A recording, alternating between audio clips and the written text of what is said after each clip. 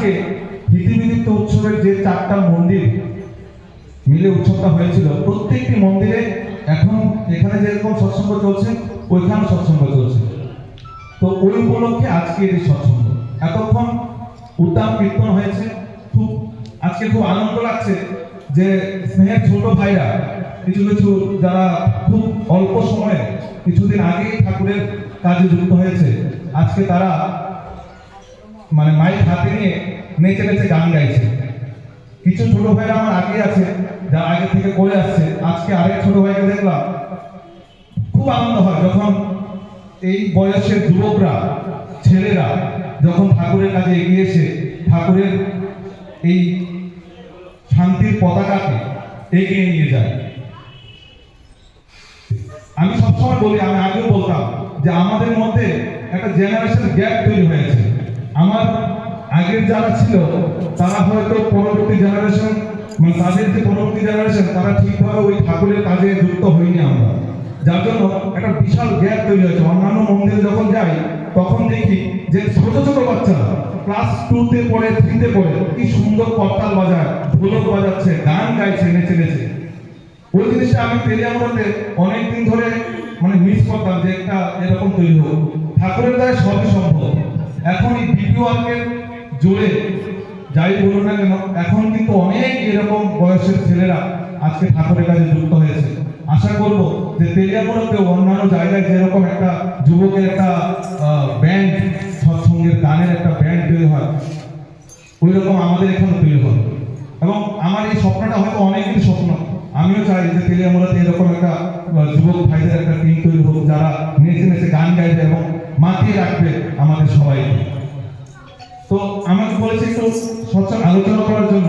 আমি আসলে এত বড় অনুষ্ঠানে আলোচনা করার মতো আমার কাছে ওইরকম ঠাকুরের কথাও আমার জানা নেই, বা আমি কি বলবো মানে রেডি নই আর কি। তবে বলছি যে পরম পূজ্যপাদ শ্রী অভিনব মানে ঠাকুরের পঞ্চম পুরুষ।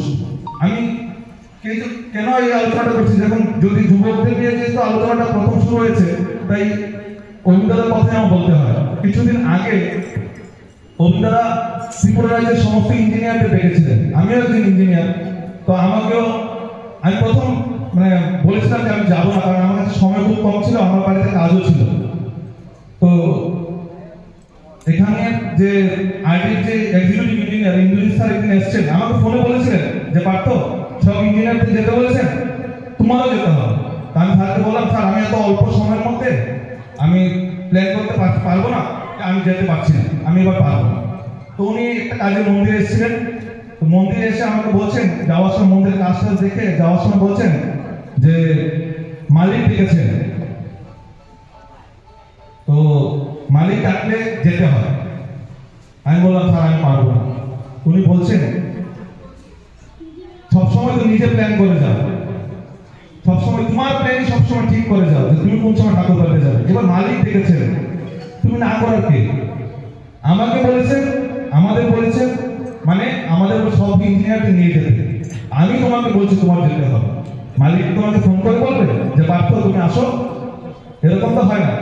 তো এক কথায় আমি একদিনের মধ্যে প্ল্যান করে ঠাকুর বাড়িতে গেছি। ওই যে কি আনন্দ, মানে ওই এমনিতে যাওয়া আর মালিক থেকে নিয়ে যাওয়া, ওটার মধ্যে আনন্দটা কতটুকু আজ এইবার অনুষ্ঠানে জানতে পেরেছি। হয়তো অনেকেই গেছেন এরকম মিটিংয়ে, দেখেছেন অভিজ্ঞতা এরকম সৎসঙ্গটাকে এরকম তৈরি করতে চাইছেন যে আমরা যেমন এখন ওই দুনিয়া হাতের মুঠোয়, মানে স্মার্টফোন, সৎসঙ্গ জগৎটা এরকম হতে যাচ্ছে। তার পরিকল্পনা শুনলে আমরা অবাক হয়ে যাওয়ার মতো যে উনি কি ধরনের চিন্তা করেন, ঠাকুরের পঞ্চম পুরুষের ক্ষমতা যে কতটুকু, আসন্ন সময়ে আরো টের পাওয়া যাবে। উনি এখন ধরেছেন যে সৎসঙ্গের সারা ভারতবর্ষের যত জায়গা জমিন আছে, যত ঠাকুরের এই মন্দির যেগুলি আছে, সবগুলি কাগজপত্র উনি ঠিক করবেন। এবং আপনি বিশ্বাস করবেন না, এখন ত্রিপুরাতেই শুরু হয়েছে।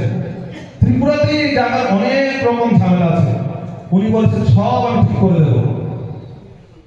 আমি ঠিক করে, আমি বলছি আমি ঠিক করে দেবো, আমি আছি, এরকম ভাবে বলছেন।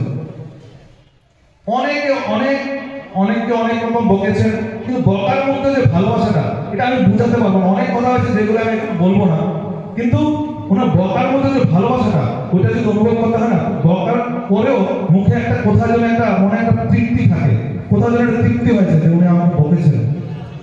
আমার যখন নাম এসছে সুভাষচন্দ্রকে জায়গার কাগজ যেন মানে দাঁড় করেছিলেন যে তেলের মধ্যে কে এসছে, আমার নামটা লিস্টে ছিল না, আমিও দাঁড়িয়ে গেছি, আমিও ছিলাম ওইখানে। তো সামনে থেকে কোন একজন বলছেন আগে পার্থ আছে এখানে তেলিয়ামুলা, তুমি দয়া করে আমাকে রাখছেন, হ্যাঁ পার্থদা তুমি সামনে আসো। মানে ওইটাতে কি আনন্দ, মানে উনি যেভাবে ডেকেছেন, আমি কি সামনে বসেছি, প্রণাম করেছি, উনি যে আমাকে কাজটা দিয়েছেন, আমি পারবেন তো, আমাকে বলছে পারবেন তো, না হলে আমি অন্য লোক দিয়ে করে নেবো, আমি কাজটা পারবো। আবার বলছেন পারবেন তো, আমি হ্যাঁ পারবো, ঠিক আছে আপনারা মিলে কাজটা করে নেবেন। উনি কথা বলতে বলতে বলছেন যে প্রথম যখন আমরা রুমে ঢুকেছি উনি আসতে অনেক দেরি হয়েছে, আমি 1.5 ঘন্টা অপেক্ষা করছিলাম। অপেক্ষা করার পর কবিতাটা এসছেন, অনেকটা দেরি হয়ে গেছে তাই না, ঠিক আছে বলুন আগে চাটা খান, চাটা খেয়ে একটু তাজা হন, তারপর আমরা কথা বলছি। কথা বলার সাথে সাথে বলছেন দুপুরে কি খাবেন, তা অনেকে অনেক কথা বলছেন আগে আনন্দবাজার, ঠিক আছে উনি জানতেন যে মিনিটটা শেষ হতে আনন্দবাজারের টাইম শেষ হয়ে যাবে, তো উনি যেন আগে থেকে জিজ্ঞেস করছেন আপনারা কি খাবেন, তো সবাই বলছেন আমাকে আপনি যা বলবেন, বলেন আপনারা বলুন না, আপনারা যা বলবেন তা খাওয়া।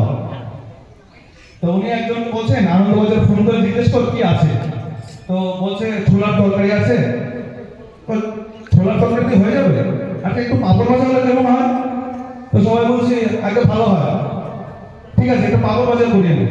একটু পরে বলছে দই মিষ্টি, আচ্ছা দই মিষ্টি, আমি ভাবছিলাম উনি হয়তো মানে আমাদের সাথে মশলা করছে, তো অনেকে সুগার টুগারের কথা বলছে, তাই একদিন খালি কিচ্ছু হবে না।